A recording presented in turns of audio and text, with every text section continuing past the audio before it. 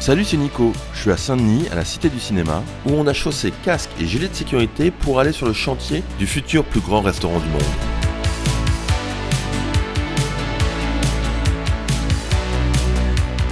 Adina est une personne très sollicitée. Je vais couper ça.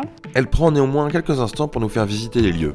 Nous sommes dans la Cité du Cinéma, un bâtiment qui date de 1900 et dans lequel on en a fait tout un tas de travaux depuis début janvier pour mettre en place ce magnifique futur restaurant des athlètes.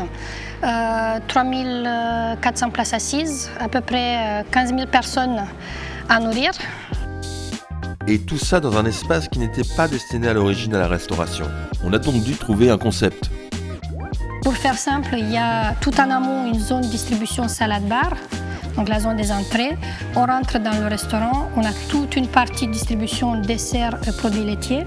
Et là, en face, donc c'est la zone de distribution de tout ce qui est plat chaud, avec du coup la grillade derrière.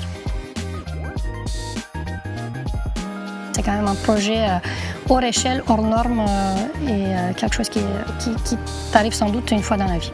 Les cuisines aussi se mettent en place. On y retrouve Charles Guillois, chef exécutif Sodexo Live, qui ne cache pas son excitation. Quand on voit les fours, quand on voit le lave-main, la grillade, ici l'armoire à couteau, bien entendu sécurisée, on commence réellement à se projeter. Il a fallu penser aux moindres détails et sur place, on règle les derniers ajustements. On va faire un petit peu de découpe, on est en train de caler les bons éléments là, pour que ça soit efficace et qu'on puisse travailler en toute sécurité. L'envie d'y être, elle se voit. Mais l'envie de bien faire aussi. Dans les bureaux de Sodexo Live pour Paris 2024, Laurent Pasteur nous rappelle le ton imaginé dès le départ. Nous sommes chargés également d'installer l'ensemble des infrastructures dédiées à la restauration et aux différents services apportés aux athlètes.